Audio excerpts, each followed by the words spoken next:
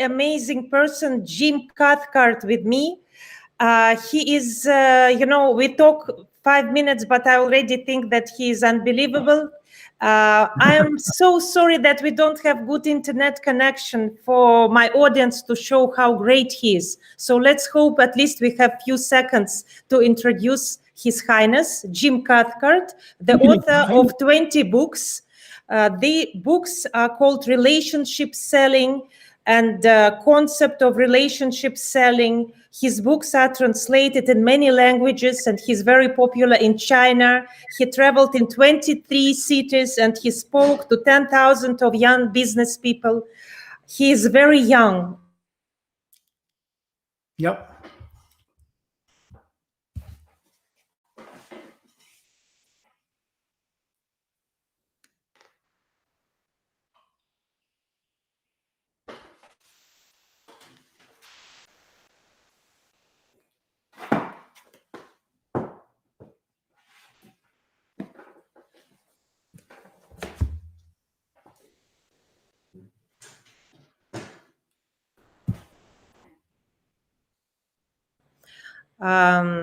And I hope that he will be back in a second with me. Yes, thank you, Jim, for being back. Can you please tell me what makes you young and powerful, please? I believe that the purpose of life is to live fully. You know, if you think not in a religious sense or in a scientific sense, but rather in a biological sense. Every living thing, every plant, every animal, every cell, it's trying to live as fully as it can. Even diseases, they're trying to find food and live as fully as they can. So the purpose, the genetic purpose of a living entity is to live fully. Well, take that to the human level and apply it. What's the purpose genetically of our life? To live fully. What does that mean? It means to live physically, mentally, interpersonally, spiritually, financially, emotionally, and in business and socially, to live as fully as we can live. What does that mean? It means find ways to be more alive. That's something I've done for as long as I can remember now as an adult. I look for things that give me joy, because it's my assumption that the way I know I'm on the right path is because it feels good, it has meaning, and I can prove that it has value to other people.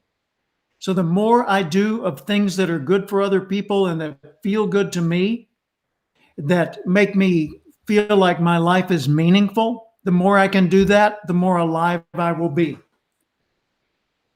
So I help people to learn and to grow, and I also have a lot of fun. I play my guitar and perform. I ride my motorcycle. I run mountain trails. I get together with friends and talk about great ideas, like right now. Jim, tell me, please, you wrote the book Relationship Selling. Yes. Tell me, please, what do you mean by this word, relationship selling? How can be any relationship in selling? Because these are contradiction already in the name. Exactly. Many people felt when I first wrote I've written 9 times this book. The first time I wrote it was in the 1980s, and people said, those two words don't go together, relationship and selling. Relationship is friends or man and woman. It's not for business. And I said, no, there are forms of selling. One form of selling is what's called transaction selling. That's where I simply try to give you a product and get your money. Well, that can be done by a machine, a kiosk. You go, you put in your money, you get your ticket. That was a sale, right? Transaction selling.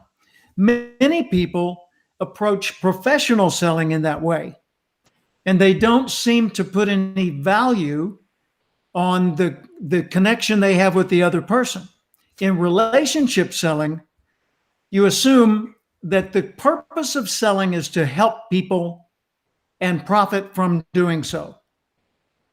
to help people and earn money by helping them, okay, then the purpose of selling is not to make money.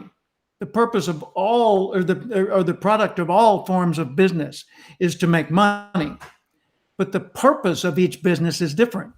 The purpose of medicine is to make people healthy again.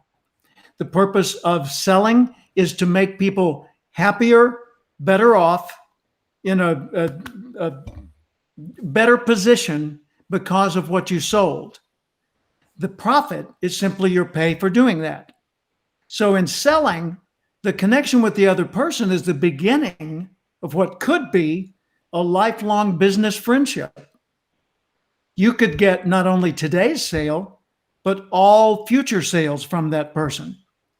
For example, if I sell cars, automobiles, how many automobiles does a typical person buy in their lifetime? In the United States, that would be many, many automobiles over many years.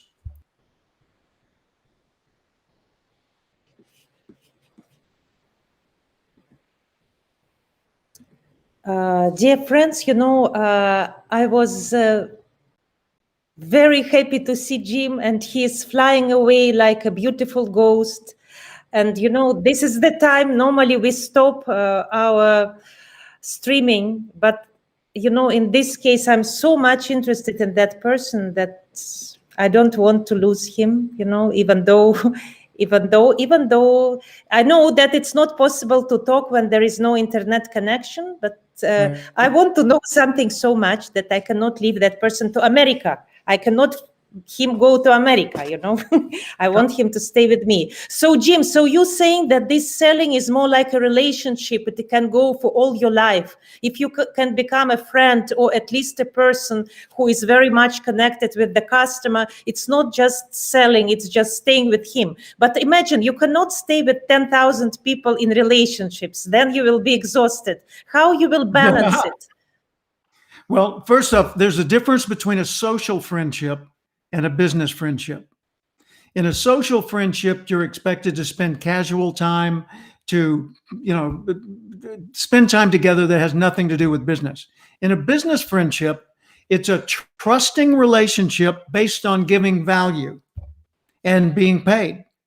If they stop paying, friendship ends. If you stop giving value, friendship expires. So the nature of the friendship is to provide value. And you can provide value to 10,000 people, but not as personally as you can for 10 people. And so there will always be an inner circle of people with whom you're very close, and an outer circle of people with whom you have shorter connections and communications. But beautifully, the internet has allowed us to expand that communication through video, through webinars, through podcasts. So there are ways, if you think the relationship has value, I want to give value through this relationship, then it changes everything else you do in business for the better. You told me that you're around 75 years old. Yeah, and you're going up the mountains, you're driving the motorcycle, and even you're managing to help a lot of people during pandemic times. You talk by Zoom with young people. And why you have more power than young people? Well, when I was younger, I didn't have more power. When I was younger, I was fat. I weighed 50 pounds more than I weigh now. I weigh 150 pounds. And in 1974, I weighed 200 pounds. So 1/3 more of me.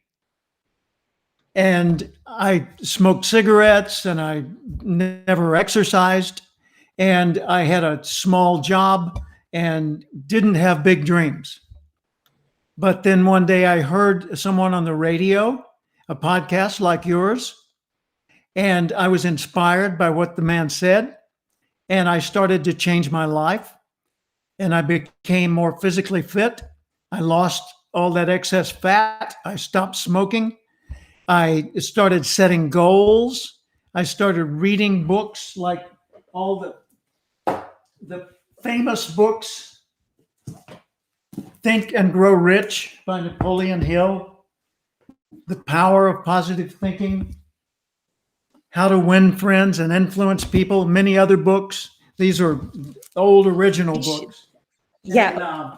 And, Jim, that changed my life.